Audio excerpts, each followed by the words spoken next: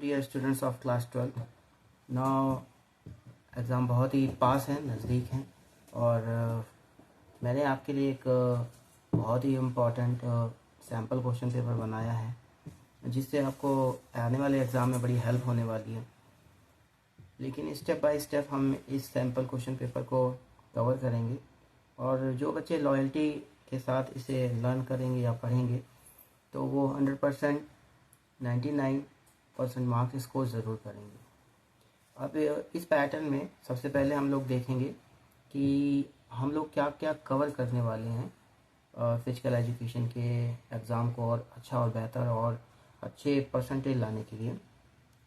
तो सबसे पहले मैं आपको अपनी कंप्यूटर स्क्रीन पर ले जाना चाहूँगा। तो चलिए चलते हैं कंप्यूटर स्क्रीन पर।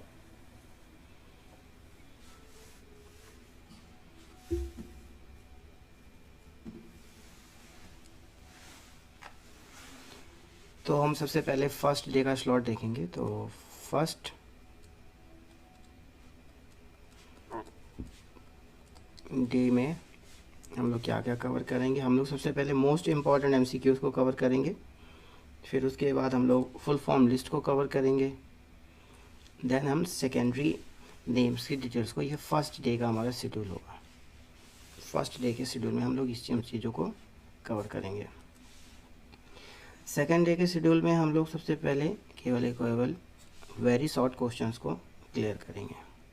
ये हमारा सेकेंड डे का शेड्यूल होगा।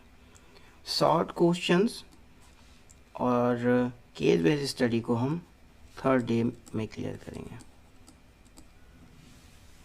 और लॉन्ग क्वेश्चन हम सबसे लास्ट डे के लिए रखेंगे। तो अगर हम देखेंगे कि अगर हम एमसीक्यूज़ और फुल फॉर्म लिस्ट को क्लियर करेंगे तो ये हमारे लिए सबसे इम्पोर्टेंट होगा। अब आगे बढ़ते हैं और मैं आपको ले चलता हूँ एमसीक्यूज़ में।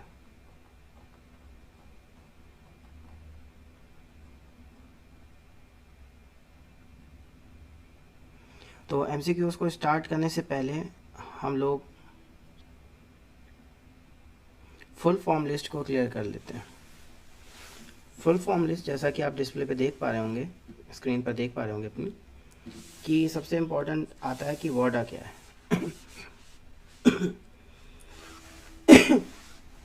वर्डा, तो WADA is World Anti Doping Agency. जो लोग डोपिंग करते हैं और अच्छे लेवल पे सेलेक्ट हो जाते हैं तो फिर उसके बाद जो डोपिंग एजेंसी होती है वो फंक्शनिंग करती है और ये देखती है कि किसी ने डोपिंग तो नहीं की। फिर आता है नाडा यानी एंटी डोपिंग एजेंसी।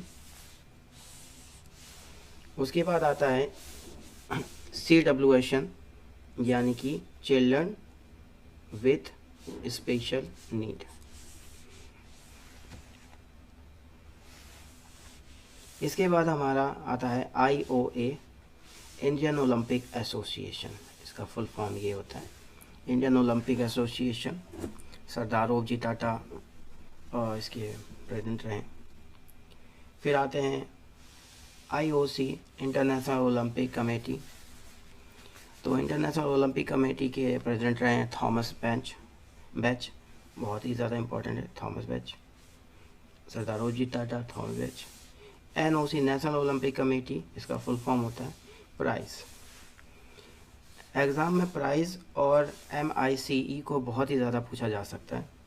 तो प्राइज़ यानी कि protection, rest, eyes, compression and evaluation. पहले किसी को अगर चोट लगता है तो प्रोटेक्ट करेंगे, फिर हम 48 आवर्स तक फिर रेस्ट देंगे। फिर 48 आवर के बाद आइस से उसे कंप्रेस करेंगे, दबाव डाल कर आइस से सिकाई करेंगे, देन उसे मूल्यांकन करते रहेंगे। MICE, मूवमेंट और motion, ice, compression and elevation. फिर आता है Sai, sports authority of India. सभी को पता है साई क्या है, स्पोर्ट्स अथॉरिटी ऑफ इंडिया है, बहुत अच्छी फंक्शनिंग करते हैं। फिर आता है KIYG, खेलो इंडिया गेम्स। अब KIYG that's mean Khelo India Youth Games, Khelo India Youth Games. उसके बाद IPC International Para Olympic Committee, International Para Olympic Committee, जहाँ डिसेबिलिटीज़ वाले लोग इसमें प्ले करते हैं। और इसमें first Indian para Olympian Murlikant Petkar ji थे। फिर आता है BMR, इसको याद रखिएगा, Murlikant Petkar,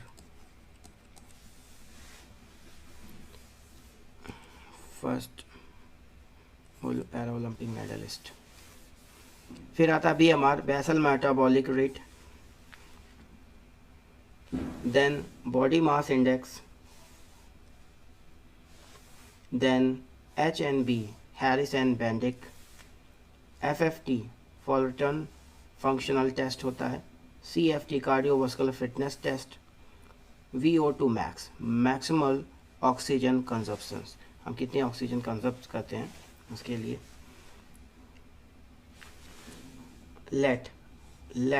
lactic acid tolerance, ocean बहुत ही ज़्यादा पूछा जाने वाला, ocean, openness, consequence, extroversion, agreeableness and neuroticism.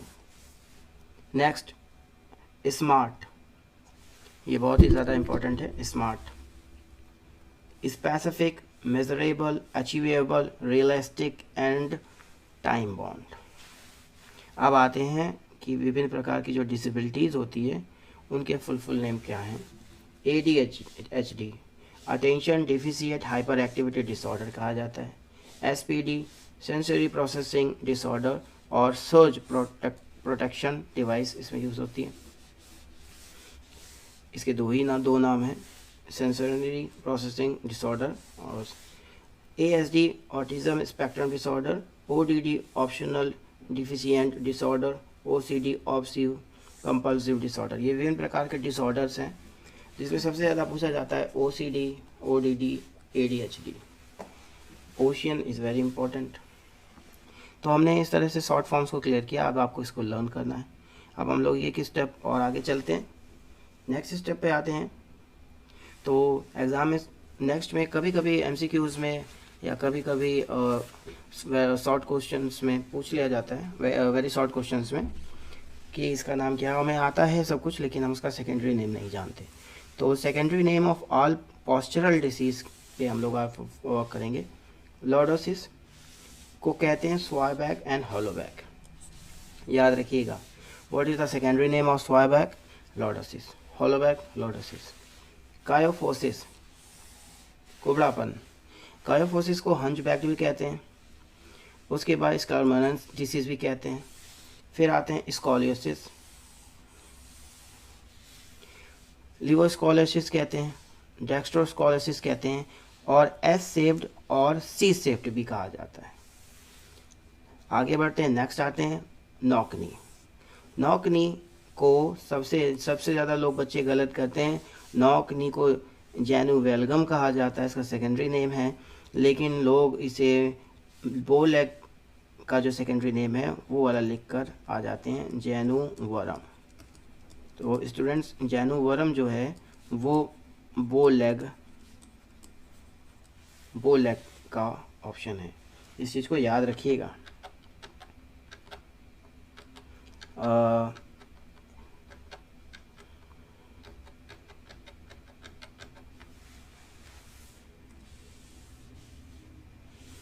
फिर हम आते हैं बोलेग में। तो बोलेग यानी कि जेनुवरम, ठीक है। तो बोलेग that's mean जेनुवरम।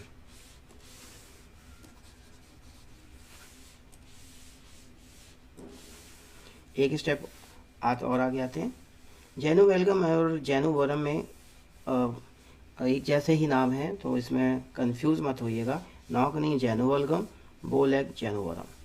Round shoulder स्लस्ड shoulder कहा जाता है, इसका सेकेंडरी नेम स्लस्ड शोल्डर। तो हमने यहाँ पे सेकेंडरी नेम को कवर कर लिया। सबसे ज़्यादा लॉर्डोसिस का पूछा जाता है, उसके बाद स्कॉलरशिप का सेकेंडरी नेम पूछा जा सकता है, और अदरवाइज फिर बो लेग और नॉकनी। चलिए वन स्टेप और आगे बढ़ते हैं। अब हम आ जाते हैं अपने सबसे इम्पोर्टेंट टॉपिक पर, जो है most important MCQs in exam of 2024 and 25। तो स्टूडेंट्स, इसमें हम सबसे पहले तो ये जानें कि ये है क्या। तो आप सबने इसमें पढ़ा होगा, न्यूट्रिशन चैप्टर है फिजिकल एजुकेशन का, और न्यूट्रिशन चैप्टर में हम सबसे ज़्यादा कंफ्यूज रहते हैं कि केमिकल्स नेम क्या है, उनके सेकेंडरी नेम क्या है। तो मैंने एक चार्ट बनाया हुआ है जिससे आप इजीली जान जाएंगे कि सेकेंडरी नेम क्या है। तो the chemical names of the fat soluble, आप सभी को पता है विटामिन्स जो होते हैं, विटामिन्स वो दो तरह से सोलेबल होते हैं, एक फैट में सोलेबल्स होते हैं, घुलनशील होते हैं, और एक वाटर में सोलेबल होते हैं, यानी वाटर में घुलनशील होते हैं। तो जो फैट में सोलेबल्स होते हैं उनको क्या कहते हैं, उनको कहते हैं ADEK, इन्हें एडिक कहा जाता है, ADEK, एडिक से याद कर सकते हैं। अदरवाइज इसको हम अगर अपोजिट तरह से लिखे तो इसे हम KEDA से भी पहचान सकते हैं, KEDA, ओके। लेकिन अगर आपको ये ऐसे आसान लगता है तो ऐसे याद कर लीजिए, ऐसे आसान लगता है तो ऐसे याद कर लीजिए, एडिक या कीड़ा, ओके, कीड़ा। नाउ विटामिन ए का केमिकल नेम क्या होता है, रिथेनॉल, ओके। इसे लर्न करने वाली चीज़ है, बहुत आसानी टाइम देकर लर्न करिएगा। Vitamin D calciferol, vitamin A tocopherol, vitamin के फाइथोनोडाइन। अब आते हैं, ये हो गए 4 जो कि किस में है, फैट में सोलेबल, ठीक है। अब हम बात करते हैं वाटर सोलेबल विटामिन में।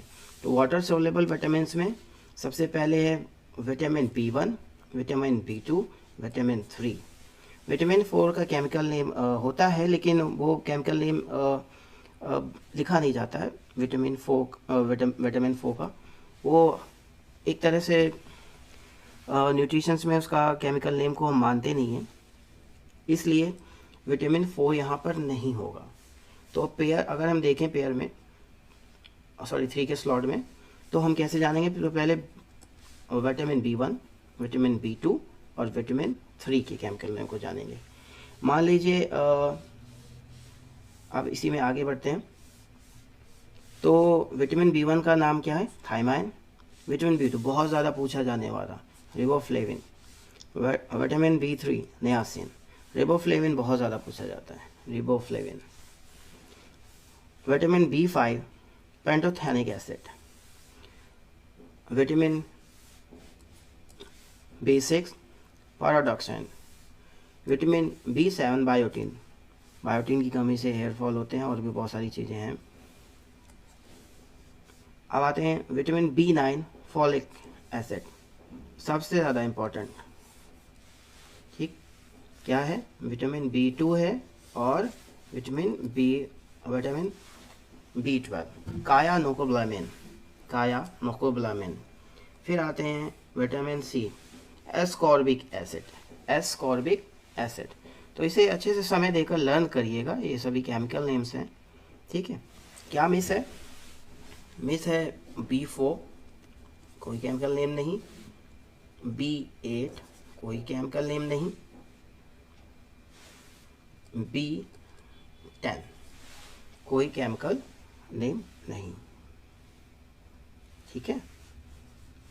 तो B4, B8, B10 and B11 कोई केमिकल नेम नहीं, ओके। इस चीज़ को याद रखिएगा। B1, B2, B3, B5, B6, B7, then B9 and B12, then C। ऐसे 3 के स्लॉट में याद रखिएगा, 1 2 3 1 2 3 2 and 1। अगर याद करना चाहें तो 3 3 2 1 ऐसे याद कर सकते हैं, ठीक है। चलिए, तो ये हमारा हो गया पहला प्रोसेस, और आगे बढ़ते हैं। अब आते हैं MCQs नंबर 3 पर, जो कि पिछले एग्ज़ाम में पूछा भी गया था। ये यहाँ पर एक व्यक्ति है जो चेयर पर बैठा है। अगर हम इसे देखें तो इसे हम कहेंगे चेयर सिट, ठीक है। टेस्ट। अब ये जो व्यक्ति है ये चेयर पर बैठा हुआ है, तो ये चेयर पर जो बैठा है, तो यहाँ पर हम देखेंगे क्वेश्चन क्या पूछा गया, which functional fitness component of senior citizens is determined in the test shown below. 1 number में आया था पिछले ईयर पे, तो इस साल भी रिपीट कर सकता है, अदरवाइज हो सकता है कुछ और जेपीजी मिले, लेकिन हम इसे ज़रूर याद रखेंगे, पढ़ेंगे भी। तो 130 में हम बहुत इंपॉर्टेंट एमसीक्यूज को लेकर चल रहे हैं, ठीक है। तो ये कौन सा टेस्ट है, चेयर सिट टेस्ट है। अब आप देखेंगे तो ये जो व्यक्ति है ये अपने लेग को स्ट्रेच कर रहा है और यहाँ हिप से लेकर इसके लेग के इस पार्ट पर प्रेशर पड़ रहा है, ठीक है, इस पार्ट तक प्रेशर पड़ रहा है।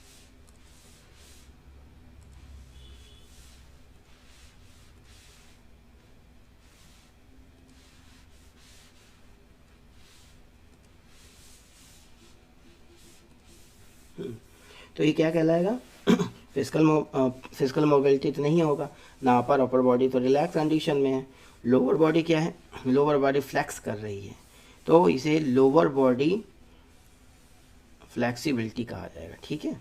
अपर बॉडी को पे कोई प्रेशर नहीं है, यानी कि खिंचाव जो है वो लोअर बॉडी पे पड़ रहा है। नेक्स्ट आते हैं सॉफ्ट टिश्यूज इंजरीज। मैंने एक जेपीजी तैयार की हुई है, जो जेपीजी आप देख रहे हो, इस जेपीजी में सॉफ्ट टिश्यूज इंजरीज में जो सॉफ्ट टिश्यूज इंजरीज आते हैं वो सारी चीज़ें हैं। सबसे पहले तो हम लोग जान लें कि स्पोर्ट्स इंजरीज हैं क्या क्या। तो सबसे पहले स्पोर्ट्स इंजरीज, स्पोर्ट्स इंजरी के हम 3 पार्ट को समझेंगे। पहला ही है soft tissues, soft tissues injuries.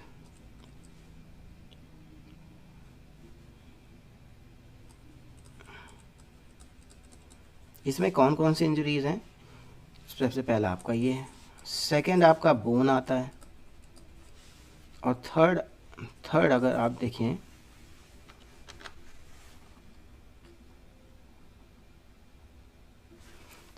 देखें तो थर्ड इंजरीज में जॉइंट आता है, soft bone and joint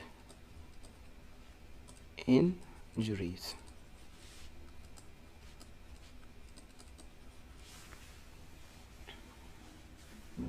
okay, तो यहाँ पर अगर हम देखें तो यहाँ पर किन चीज़ों की बात हो रही है, तो यहाँ पर सबसे पहले हम ये जाने कि आ क्या सकते हैं एग्ज़ाम में। तो स्टूडेंट्स आपको पिक आएगी, इमेज आएगी बनी हुई, और उसको आपको पहचानना होगा और डिसीज़ के बारे में लिखना होगा। तो इसीलिए यहाँ पर जेपीजी वर्क ज़्यादा है। Soft tissues injuries with name, एक जेपीजी बनी होगी, पूछ लिया जाएगा कि ये कौन सी इंजरी है या ये कौन सी इंजरीज़ में आता है, चोट है। तो हमें पता होना चाहिए कि ये स्प्रेन है, ठीक है, और यहाँ ये कंट्यूशन है, और यहाँ पर स्ट्रेन है, स्प्रेन है, एब्जर्शन है, और लेजरेशन, यानी कि कट लग गया, चोट लग गई, लेजरेशन, और ब्लड बाहर आ रहा है।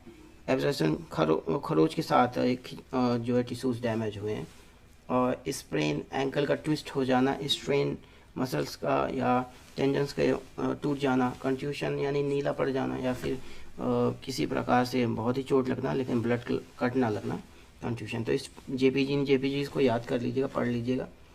आगे की तरफ बढ़ते हैं, एक स्टेप और आगे चल रहे हैं। 5 नंबर एमसीक्यूज, लोगों के सिंबल बने हुए आएंगे और आपको पहचानना होगा। तो special Olympic symbol with name ऐसे आएगा। लोगो बने होंगे, तो ये इंटरनेशनल पैरा ओलंपिक कमेटी का, यानी पैरा ओलंपिक का सिंबल है, ये स्पेशल ओलंपिक का सिंबल है, और ये डेफ ओलंपिक का सिंबल है। ये आपको सिंबल बने हुए जेपीजी आएंगी, फ़ोटोज़ आएंगी, और आपको नीचे ऑप्शंस मिलेंगे और आपको पहचानना होगा, लिखना होगा। आगे बढ़ते हैं, 6 पर आते हैं। तो 6 पर आप देखेंगे कि यहाँ पर बोन इंजरीज़ की बात कर रहे हैं, यानी कि फ्रैक्चर्स की। जैसे कि मैंने आपको बताया था, sports injuries, soft injury, sports injuries में कौन कौन आती है, सॉफ्ट इंजरीज़, उसके बाद बोन इंजरीज, फिर जॉइंट इंजरीज। तो फ्रैक्चर्स कौन कौन से हैं देखो प्यारे बच्चों, इसमें आपको फ्रैक्चर्स की पिक बनकर आएगी और आपको नीचे ऑप्शंस लिखे होंगे, तो इसमें भी आपको पिक वर्क मिलने वाला है। ट्रांसवर्स, लाइनर, ऑब्लिक्यू डिस्प्लेड, स्पाइरल, ठीक है, grain stick fracture, communicated fracture, impact fracture.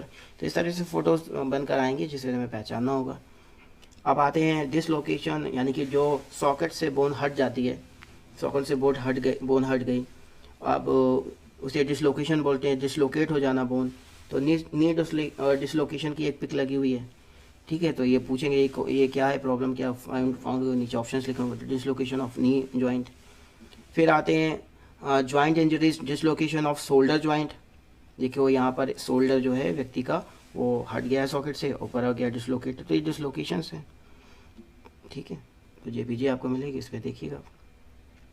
अब यहाँ पर एक चैप्टर है फिजिकल एजुकेशन क्लास 12th में, जो कि बहुत ही डिफ़िकल्ट है, जिसका नाम है योगा। आप सभी जानते होंगे योगा।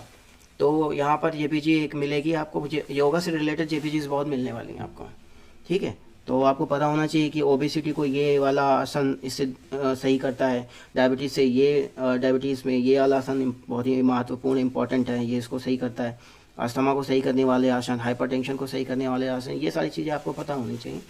तो इसके लिए भी मैंने आप इस वाले फाइल में वर्क किया है, और सभी डिसीज़ को जो ठीक करती हैं उनको एक लाइन में लिखा हुआ है। तो सबसे पहले हम लोग 7 नंबर MCQs को देखते हैं। Identify the asanas. क्या है ये आसन? देखिए एक लेडी है जो आसन कर रही है, और उसने अपने नीज़ को होल्ड कर रखा अपने हाथों से, और ले डाउन है, लेटी हुई है। तो ये पवन मुक्तासन कहलाएगा, ठीक है। ये आप याद करिएगा। अभी आगे आपको और सभी जितने भी आसन हैं जो बोर्ड में आने वाले हैं, उन सब की JPG मैंने बनाई है, और डिसीज़ के साथ। तो आपको देखिए, अब आते हैं 8 MCQs में। देखिए ओबेसिटी को कौन कौन से आसन ठीक करते हैं, डायबिटीज़ को कौन कौन से आसन कंट्रोल करते हैं, ठीक करते हैं, अस्थमा कौन कौन सी चीज़ें कंट्रोल या ठीक करती हैं, हाइपरटेंशन को। तो ये हैं, जैसे देखिए ताड़ासन कॉमन है, ताड़ासन ओबेसिटी भी ठीक करता है, अस्थमा भी ठीक करता है, और हाइपरटेंशन भी ठीक करता है। इसी तरह से मैंने लिस्ट बना दी है। तो सबसे पहले हम लोग सीक्वेंस वाइज देखते हैं। तो ओबेसिटी को ठीक करने वाले आसन कौन से? ताड़ासन, कटी चक्रासन, पवन मुक्तासन, मत्स्यासन, हलासन, पश्चिमोत्तानासन, मत्स्याेंद्र आसन, धनुरासन, उष्ट्रासन, सूर्य भेदी प्राणायाम। ये प्राणायाम है, याद रखिए, प्राणायाम एंड आसन दोनों में डिफरेंस होता है। ये योगा के ही पार्ट हैं। प्राणायाम अलग होते हैं, आसन अलग होते हैं।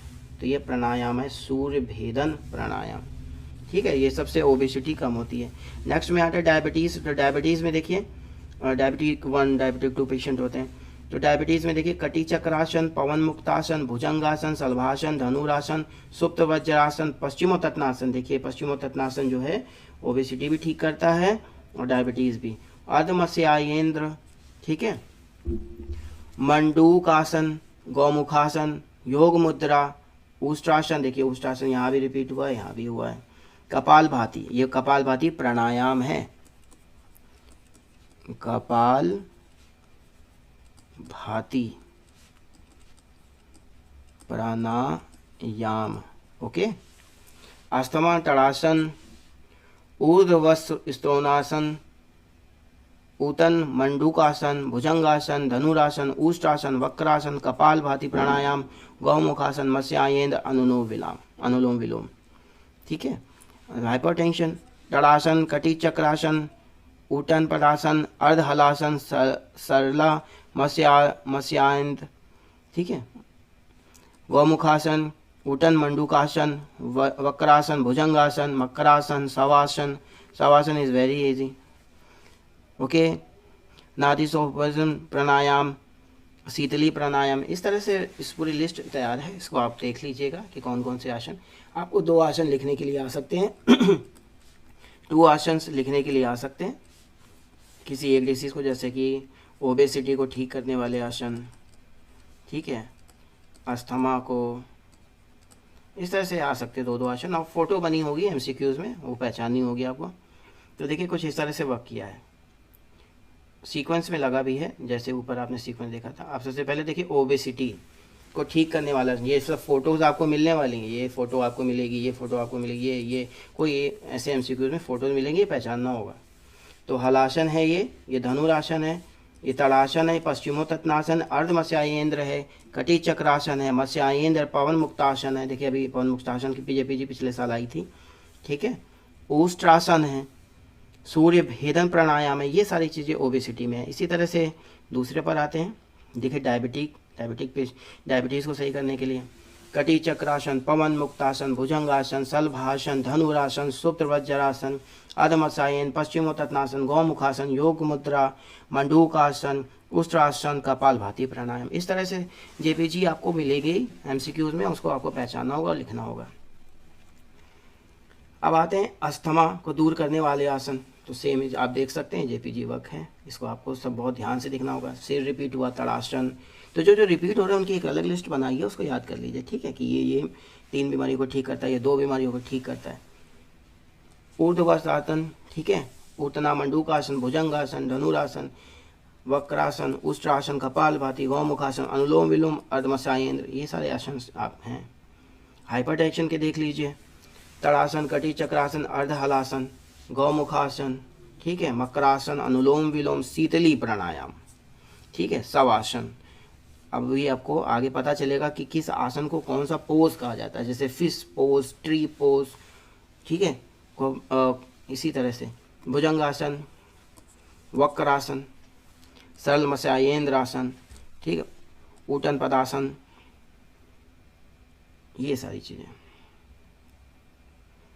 आगे बढ़ते हैं, आते हैं 9 नंबर पर, एमसीक्यूज नंबर 9, 130 आज हम लोग को कवर करने हैं, तो हम लोग थोड़ा सा बहुत ही ध्यान से चीज़ों को पढ़ेंगे। अब आते हैं, which pre tournament committee set up the tournament. कौन सी कमेटी होती है जो पहले से टूर्नामेंट को सेट करने से पहले से प्री टूर्नामेंट को फंक्शन करना, कौन सी? ऑर्गेनाइजिंग कमेटी, ठीक है, पहले से ऑर्गेनाइज रहता है सब चीज़ें, ठीक है, कि तुम्हें ये करना है, वो करना है, ये चीज़ें स्टार्ट होंगी। विच, अब आते हैं 10 नंबर पे, which of the following is a salient feature of balance diet. कौन सा एक सलेंट फीचर है? तो आपको एमसीक्यूज में क्या ऑप्शन मिलेगा? It should be in definite proportion, ठीक है।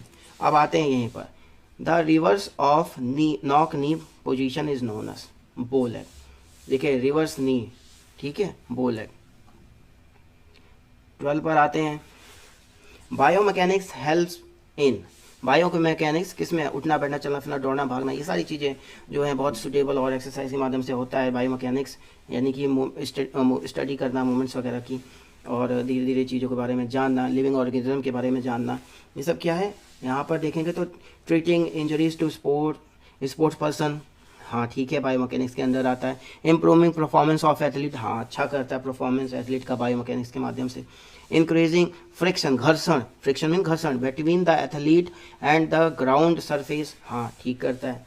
यानी कि सभी सही है, आपको ऑप्शन यहाँ मिलेगा ऑल ऑफ द अबव, और ऊपर पढ़ लीजिएगा, ऐसा ना हो कि एक ऑप्शन मिले और ऑल ऑफ द अबव करवाएं, ठीक है। 13 पर आते हैं, Newton second law of motion can be applied the sports like. तो कौन कौन से स्पोर्ट्स पे न्यूटन का लॉ अप्लाई होता है? तो बेसबॉल पे अप्लाई होता है और फुटबॉल। सेकंड की बात कर रहा है, यानी एसेलरेशन या मोमेंटम की बात कर रहा है, ठीक है, एसेलरेशन या मोमेंटम। न्यूटन के 3 लॉ हैं, इनर्शिया, ठीक है, एसेलरेशन, ठीक है, और एसेलरेशन, और लॉ के एसेलरेशन की बेस से लेके स्पीड पकड़ते अंतराल तक जाती है, यानी बोथ, क्या ठीक है, बोथ, यानी कि बेसबॉल भी फुटबॉल भी, यानी हम हैं deciding in advance what is, सबसे deciding in advance what is to be done। अब पैरालंपिक्स जो उसका मोटो क्या होता है? तो स्प्रिट इन एक्शन, ये भी बहुत इंपॉर्टेंट है, मोशन, सॉरी स्प्रिट मोशन, ठीक है, Paralympics. The headquarter of Paralympics से, the headquarter of Paralympic is at Germany में, सब headquarter. Sit and reach test, sit and reach test, तो सिट एंड रिच टेस्ट में हम लोग देखें,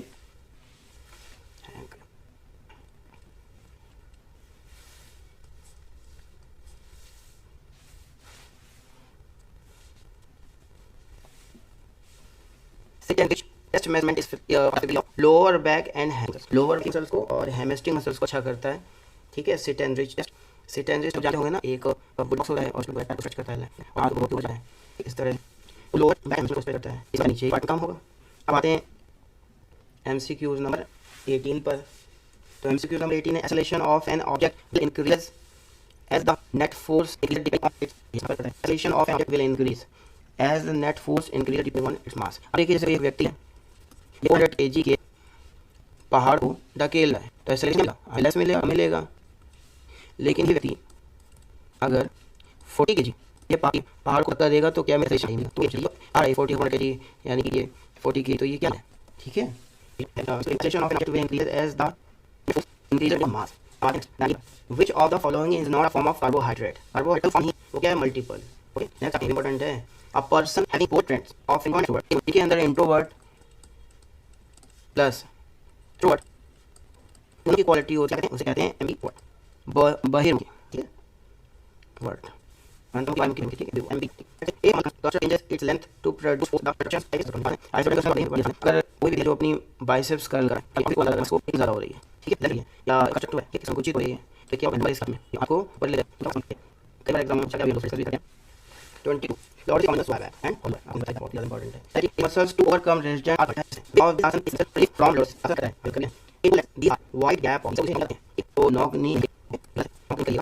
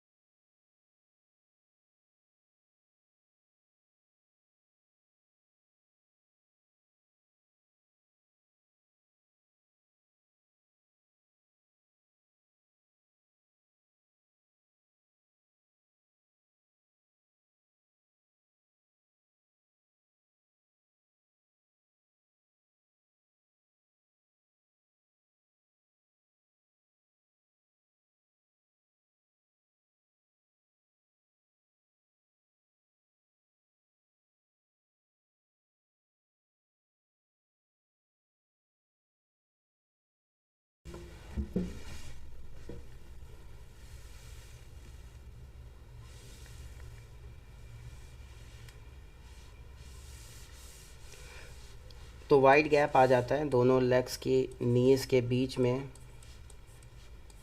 या वाइड गैपिंग आ जाती है, तो इसे सेकंड लॉ लगेगा, लॉ ऑफ मोशन, ठीक है, एक्सेलरेशन लगेगा।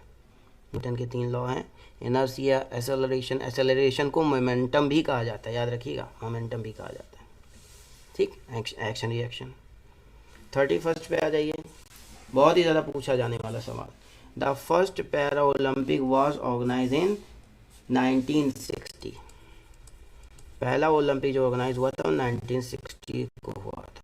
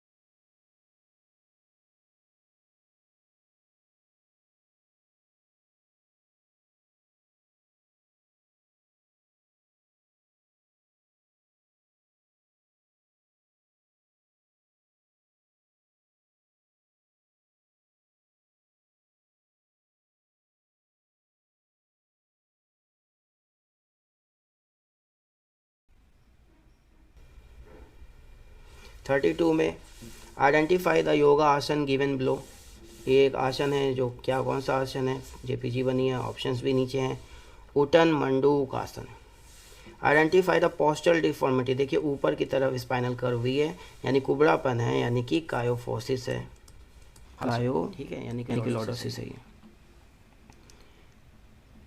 यहाँ पर एक जेपीजी है, इस जेपीजी में एक एक्सरसाइज कराई जा रही है, पूछा जा रहा है कौन सी एक्सरसाइज है। On the basic of the given picture of the given picture given below, तो answer the following, correct answer, which of the following method to be use to improve flexibility. तो प्रोप्रियोप्टिव न्यूरोमस्कुलर एक्सरसाइज हो रही है। नीचे की तरफ और आते हैं।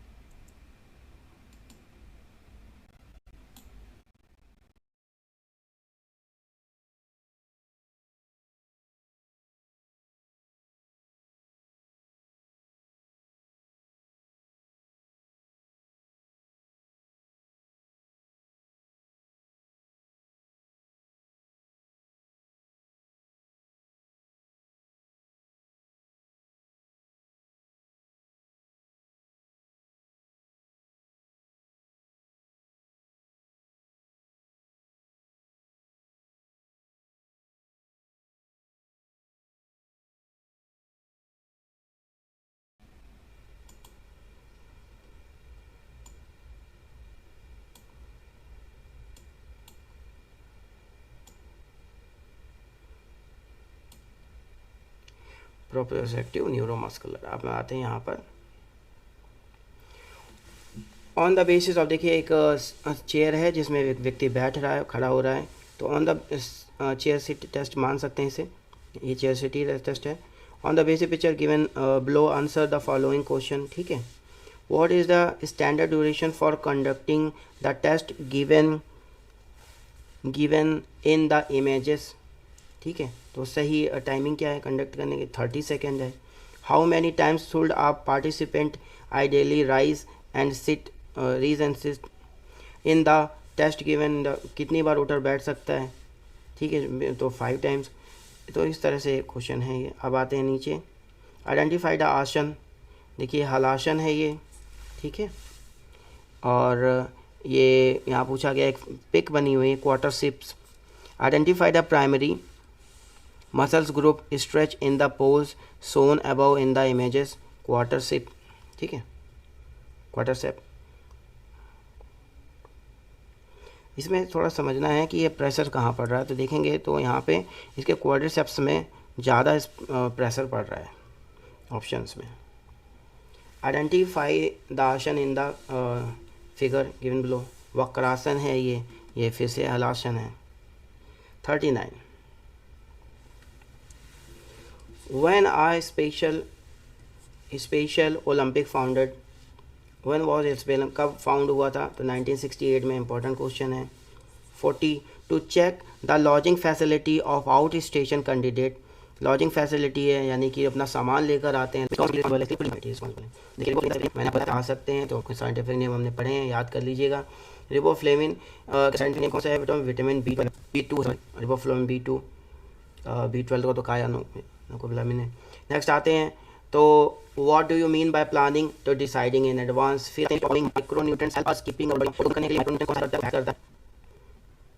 फोटो में आते हैं, one of the following is not a macronutrients, तो फिर रफेज जो है हमारा मैक्रोन्यूट्रिएंट है। ब्रेकेज यानी कि टूट जाना of bones is known as fractures उसे कहते हैं, ठीक। स्पीच थेरेपिस्ट हेल्प क्या करता है बच्चे को, स्पीच थेरेपिस्ट हेल्प क्या करता है बच्चे को क्या चीज़ में हेल्प करता है, कम्युनिकेशन, बोलचाल में हेल्प करता है। Deaf Olympic start in Paris में स्टार्ट हुआ था, ठीक है, फ्रांस 1924, बहुत ही important question. Deaf Olympic start in Paris France 1924। Expanded form of ODD is optional deficient disorder, अभी ऊपर हम लोग पढ़ कर आए हैं, ठीक है, तो इसकी ये चीज़ें बहुत इंपॉर्टेंट है, ठीक है। Expanded form of ODD is optional deficient disorder. Next आते 49 में, the headquarter of para Olympic, बहुत ही इंपॉर्टेंट है, बॉन जर्मनी, कहाँ है, बॉन जर्मनी में है। 50 पर आते हैं, in which kind of deformity the gap between ankles, ठीक है, गोज ऑन इंक्रीजिंग, गैप में आ जाता है एंकल्स के बीच में जो बढ़ जाता है, increasing. Individual face difficulty during walking, जो चलने और फिरने में दिक्कत करता है, कौन सा है, बोल है। जब भी गैप बिटवीन आए, ठीक है, तब आपको याद रखना है कि वो बोलैग है, यानी जैनुवरम है, नॉट जैनुवल्गम, ओके, जैनुवरम है। 51 flat foot and round shoulder are deformities associated with skeletal system, बड़ा ही आसान है भाई, स्केलेटल सिस्टम से रिलेटेड है फ्लैट फुट और round shoulder. In the motor fitness test 600 metre run and walk measures, क्या हम मेजर करते हैं, अगर 600 मीटर की रन और चलने के लिए कह दिया जाए टेस्ट में, तो हम एंड्योरेंस, क्षमता, ठीक है, एंड्योरेंस को मेजर करते हैं, क्षमता को मेजर करते हैं, एंड्योरेंस। 53 में आते हैं, which of the following are the components of motor fitness, तो सभी हैं, बैलेंस है, कोऑर्डिनेशन है, एजिलिटी है, ये सभी मोटर फिटनेस है। तो इसमें हम अगर ऑप्शन आता है ऑल ऑफ द अबव और ये सब लिखा हो तो आपको ऑल ऑफ द अबव ही करना है, ठीक है। नेक्स्ट आते हैं 54 पे, single league tournament is a part of round robin tournament, इसे लीग टूर्नामेंट भी कहा जाता है, ठीक है। नॉकआउट लीग में आप सबको पता होगा, नॉक आउट टूर्नामेंट, ठीक है। उसके बाद लीग, तो लीग में आपको पता है साइकिलिक और स्टेयर केस, इस मेथड, स्टेयर केस मेथड, ठीक है। तो राउंड रॉबिन टूर्नामेंट है, लीक का पार्ट, ठीक है। नॉर्मल मेंस्ट्रुएशन सर्किल, एक नॉर्मल मेंस्ट्रुएशन सर्किल यानी कि जो सर्किल होता है मेंस्ट्रुएशन सर्किल, पीरियड स्टार्ट क्या क्या उसका होता है, तो 21 से 35 डेज, ये राइट आंसर है। अगर पूछा जाए regular menstruation circle is usually once a month every, तो आपको लिखना है 21 to 40 डेज। याद रखिएगा कि 21 to 35 में normal menstruation circle various form है, और 21 to 40 डेज है और regular menstruation circle is usually once a month, okay. 57, what is secondary name of swayback. देखिए फिर वही बात करते हैं, lordosis, hollow back, swayback, lordosis. Bulimia nervosa eating disorder है, इसमें व्यक्ति खाता है फिर उसके बाद वॉमिटिंग करता है, स्पेशली वुमेन्स और मेंस में, वुमेन्स की ज़्यादा ही इसमें काउंट बिलोंग करती है। Female athlete triad is a syndrome of, female athlete triad कौन कौन से सिंड्रोम कैरेक्टराइज पर करते हैं, तो ऑस्टियोपोरोसिस, बोन्स वीक हो जाती, कैल्शियम की कमी, विटामिन डी की कमी, एमेनोरिया, ब्लड लॉस बहुत ज़्यादा होता है, एमेनोरिया, और भी बहुत सारी चीज़ें होती हैं, ईटिंग डिसऑर्डर, वो ये सारी चीज़ें जो हैं फीमेल एथलीट ट्रायड में है। तो फीमेल एथलीट ट्रायड बहुत ही ज़्यादा इंपॉर्टेंट है एग्जाम में आने वाला, ठीक है। फीमेल एथलीट ट्रायड याद रखिएगा, आपको ये याद करना होगा, इसका पिरामिड पूरा जेपीजी वर्क है, वो भी मैं बताऊंगा आगे चल के जब हम लोग लॉन्ग क्वेश्चंस पढ़ेंगे। फीमेल एथलीट ट्रायड, ठीक है। How many women participate in Athens 1896 Olympic, 1896 से पहले ओलंपिक, मॉडर्न ओलंपिक में कोई वुमेन ने पार्टिसिपेट किया था? No participation of women, okay, किसी का भी पार्टिसिपेशन नहीं था। 63 में आ जाइए, what is the secondary name of genu valgum. देखिए जैनु वल्गम की बात कर, not genu varum, okay, knock knee. The problem in the arch में, पैर की जो अर्च होती है, पैर में जो जगह होती है नीचे टो और हील के बीच में जो अर्च होता है, वो कौन सी बीमारी को डिस्कस करता है? अगर अर्च फ्लैट हो जाए, अर्च समाप्त हो जाए या बिल्कुल फ्लैट हो जाए तो flat foot. Where were 2024 Olympic held, 2024 का जो भी रिसेंट हो चुका ओलंपिक कहाँ होता, पेरिस में हुआ था, ठीक है। अब आते हैं सबसे important, who is the India's first gold medalist in para Olympic, Murlikant Petkar, ठीक है। याद रखिएगा, मूवी भी बनी थी इसमें, चंदू चैंपियन मूवी बनी थी, ठीक है। Which disease does how bone density indicate, osteoporosis, ठीक है, बोन डेंसिटी, बोन कमजोर हो जाती है।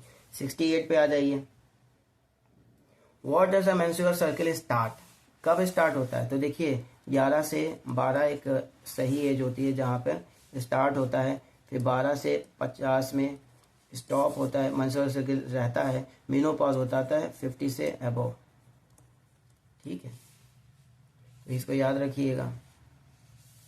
अब हम लोग आगे बढ़ते हैं, तो 11 से 12 अब आते हैं। Responsibilities of committees are divided into, responsibility committee कौन है? Pre, during and post committees में डिवाइड होती हैं, कमिटीज होती है, रिस्पॉन्सिबिलिटी जो है डिवाइड रहते हैं इनमें। विच one of the following is related with spinal curvature, रीढ़ की हड्डी की बात कर रहे हैं, जो वक्रता आ जाती है स्पाइनल कॉर्ड में, रीढ़ की हड्डी जो दिक्कत करती है, ठीक है। विच one of the following is not related with spinal को, तो बो लेग, तो रीढ़ की हड्डी से लेना ही देना नहीं बो लेग का, वो तो लेग में होता है नीचे, ठीक है, नीज के पास। 71 में आते हैं, which one of the following factors में इंड्यूस और इनहेज द चेंजेस ऑफ एमेनोरिया, वो कौन कौन से फैक्टर हैं जो इनहेज करते हैं, इंड्यूस करते हैं चेंजेस एमेनोरिया के?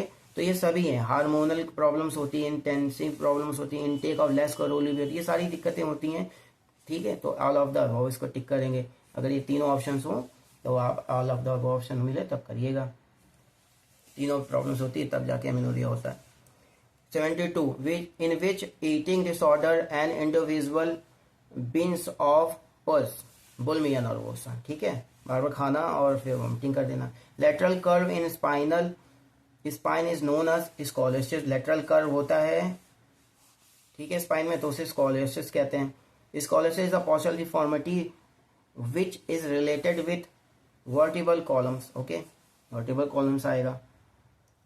द अदर नेम ऑफ भुजंगासन, देखिए ये चारों बहुत इंपॉर्टेंट है, 1 2 3 4, याद रखिएगा 5 हैं। Cobra force, the other name of भुजंगासन का दूसरा नाम क्या है? कोबरा पोज, बहुत ही इंपॉर्टेंट है, 1 2 3 4 5, याद रखिएगा। ईगल का गरुणासन, मत्स्यायेंद्र का फिश पोज, वक्रासन का ट्री पोज, ऊष्ट्रासन का कैमल पोज, ये पांचों याद कर लीजिएगा, बहुत ही ज्यादा इंपॉर्टेंट है, ठीक है। Cobra, eagle, fish, tree, camel, भुजंगासन, गरुड़ासन, मत्स्यासन, वक्रासन, ऊष्ट्रासन, बहुत ही ज्यादा इंपॉर्टेंट है। आगे बढ़ते हैं।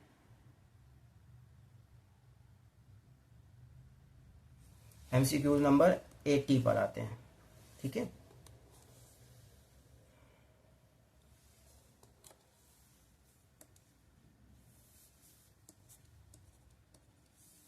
MCQs number 80। MCQs number 80। The formula to calculate the BMI index of an individual is, तो बड़ा ही आसान है, weight in KG divided height in M square, ठीक है। नेक्स्ट आते हैं BMI index. What is normal BMI of an individual should be, तो ये नॉर्मल BMI है 18.5, 24.9 आ सकता है। अस्थमा इज कॉज्ड बाय, देखिए स्मोक जो करता है उन्हें भी हो जाता है, एलर्जी जिन्हें होती है उन्हें भी अस्थमा हो जाता है, जेनेटिक भी मिल जाता है अस्थमा, तो ये सभी सही है, all of the above. Which one of the following आसन is not used for preventing as well as treating obesity, कौन सा आसन है जो प्रिवेंट नहीं करता है ट्रीटिंग ओबेसिटी को, तड़ासन, यानी कि तड़ासन से ये प्रिवेंट करता है, यानी कि सुरक्षित करता है, प्रिवेंट करता है। 84 विच आसन is not help in maintaining normal blood pressure, जो नॉर्मल ब्लड प्रेशर को मेंटेन करने में सहायक नहीं है वो है सलभासन। अब आते हैं गौमुखासन, वक्रासन, मत्स्यासन आर हेल्पफुल इन केयरिंग, गौमुखासन, वक्रासन, मत्स्यासन are helpful in caring which disease, asthma, ठीक है, अस्थमा को ठीक करता है, हेल्पफुल, बहुत ही ज्यादा। गौमुखासन, वक्रासन, मत्स्यासन, ये सारी भी जो है अस्थमा को ठीक करते हैं, तो खूब करिए भी, और एग्जाम में आ सकता है, बहुत ही इंपॉर्टेंट है। One of the possible causes of obesity could be, कौन कौन से जो है हेरिडिटी को, ओबेसिटी को जो है वो करते हैं, ठीक है, पॉसिबल है, हेरिडिटी के कारण, एक्सक्लूसिव ईटिंग के कारण, और ये दोनों हो गए बोथ A एंड B, यानी कि ये दोनों कारण, हेरिडिटी और एक्सक्लूसिव ईटिंग से मोटापा बढ़ता है भाई, मेन कारण है। 87 पर आते हैं। Which one of the following glands is related to diabetes, pancreas gland, ठीक है, pancreas, okay. Which one of the following glands is related to diabetes, pancreas. Which one of the following आसन is helpful in increasing height of children, हस्तोत्तानासन, ठीक है, height बढ़ती है इससे, ठीक है, हस्तोत्तानासन, बहुत ही ज्यादा इंपॉर्टेंट क्वेश्चन है ये। What is the formula of rhamnose, याद रखिएगा, शुगर बैक्टीरिया, रैमनोस C6H12O5, बहुत ही इंपॉर्टेंट, ठीक। World Disability Day celebrated in 3 December, बहुत ही इंपॉर्टेंट है, वर्ल्ड डिसेबिलिटी डे 3 दिसंबर को डिसेबिलिटी डे मनाया जाता है। Who is started special Olympic in Eunice Kennedy Shriver, बहुत ही इंपॉर्टेंट है, who start special Olympic Eunice Kennedy Shriver, okay, silver. Where will the Paralympic Games Summer in 2022 will be held, ठीक, कहाँ होंगे summer के पैरालंपिक गेम्स, याद रखिए, बहुत इंपॉर्टेंट है, लॉस एंजलिस में होंगे। Where was the first special Olympic held, 1968 को, ठीक है, हुए थे पहला ओलंपिक, special Olympic. Where were the first Paralympic games held, Rome, okay, Rome में हुए थे, ये पहला है, याद रखिएगा, ठीक है, Rome. In which year first winter para Olympic games were held, 1976 को, ठीक है, पहला winter para Olympic games held हुआ था 19 बहुत इंपॉर्टेंट है। Cochlear implants are not allowed in deaf Olympic, okay, deaf Olympic, ठीक। Trypsin helps in digestion, protein digestion में ये सहायक होता है।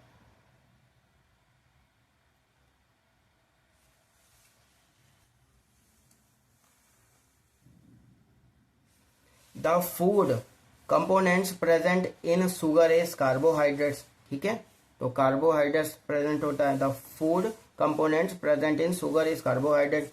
The main source of vitamin C is guava, okay, guava है। 100 पर आते हैं, जो कि पिछले एग्जाम में आ भी चुका है, 2022 में आ चुका है ये, 20 में आ चुका है, सॉरी।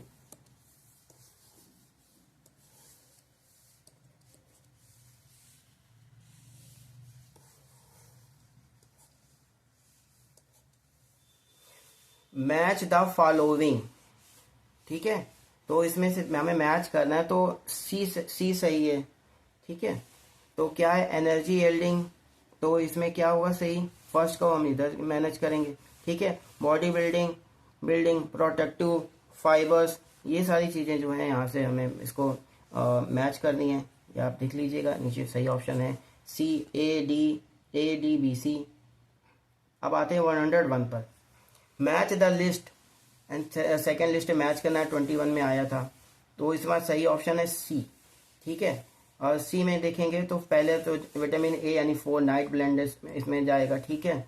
फिर उसके बाद थर्ड जाएगा, फिर सेकंड को थर्ड से बेरी से लेंगे, फिर हम थर्ड को लेंगे फर्स्ट से रैकेट से लेंगे, इस तरह से ये राइट आंसर्स हैं। देख लीजिएगा कौन सी बीमारी किस चीज़ से होती है। 102 में आते हैं, sit and reach test is conducted to measure, flexibility को सही से मेजर करता है, ठीक है। In which year Harris and Benedict H&B reversed the equations of the calculate BMR को मेल के लिए, इसमें याद रखिए मेल और फीमेल का दोनों का अलग हैरिस ने सही से बनाया था, तो इसको मेजर किया था तो 1984। ये बहुत ही इंपॉर्टेंट क्वेश्चन है। Which one of the following is not a soft tissue injury? Grain stick fracture not a tissue injury, ये bone injuries में आता है, ठीक है, ये आता है bone injuries में। What is cardiac output? Blood pumped by heart per minute, ठीक है। Slow twitch, ये बहुत इंपॉर्टेंट है। Slow twitch fibers are also known as red muscle fibers. Hairline fracture is also known as stress fractures.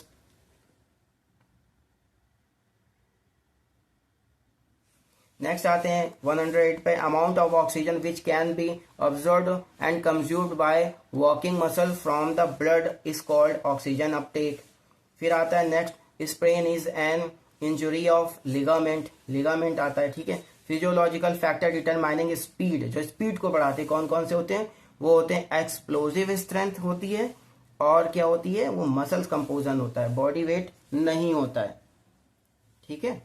101 पे आते हैं, 11 पर आते हैं, bones come out socket is hip socket femur, ठीक है। जो हिप्स location socket out, bones come out of socket in hip this location femur bone होती है, यानी थाई वाली बोन सबसे बड़ी बोन, बिग बोन होती है। अब आते हैं 114, slow twitch fibres are of colour, it can also act the motion of an object. 116, law of acceleration, तो न्यूटन का सेकंड लॉ है लॉ ऑफ एक्सेलरेशन, उसे लॉ ऑफ मोमेंटम भी कहते हैं। क्या कहते हैं, law of momentum. 117, acceleration of an object will increases as the net force increases depending on its, किस पर करती है, मास पर। अब चलिए इसको समझते हैं। एक व्यक्ति है जो 400 kg का पहाड़ को ढकेलने की को धक्का देने की कोशिश कर रहा है, और यही व्यक्ति जब 40 kg के पहाड़ को धक्का देगा, यानी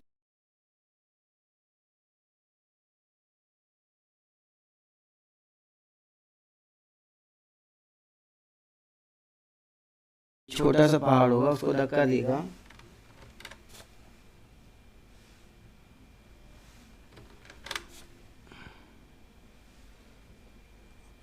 केजी के पहाड़ को धक्का देगा, तो ये एक्सेलरेट ज़्यादा करेगा, लेकिन जो भारी होगा वो एक्सेलरेट कम करेगा।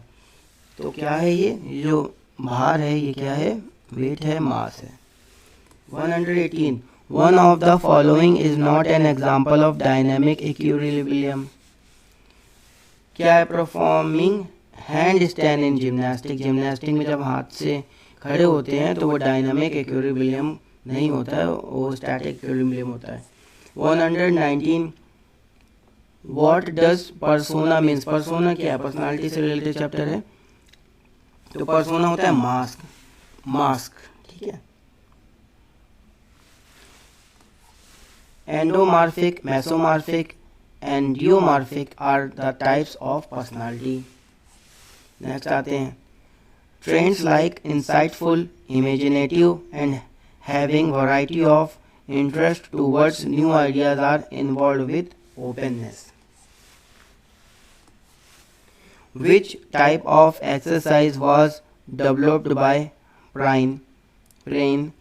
Isokinetic exercise. Footwork training is used to develop endurance. Endurance को develop करती है. 124 पर आ जाते हैं. Which one of the following types of muscular contraction take place while performing exercise on multi-gains or multi-gym? Isotonic. Resistance ability against fatigue is called.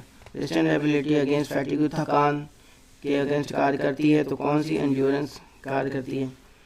Who developed interval training? बहुत ही important question है. बी कीला, बहुत ही important. Who developed interval training? बी कीला. Best method used to improve flexibility was ballistic method. Footwork method was developed in Sweden. Footwork method बना था, वो स्वीडन में बना था. Resistance ability against fatigue is called once again, तो endurance. अब आते हैं लास्ट में 130, last MCQ. Which one of the following factor may induce or enhance the changes of amenorrhea? अभी हमने पढ़ा था, तो hormonal changes, intake of less calories, intensive exercise and all of the above.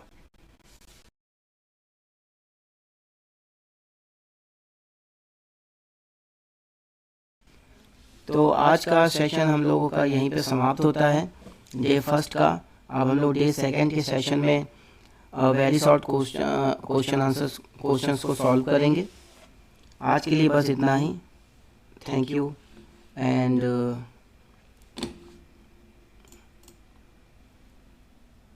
all the best for your exam.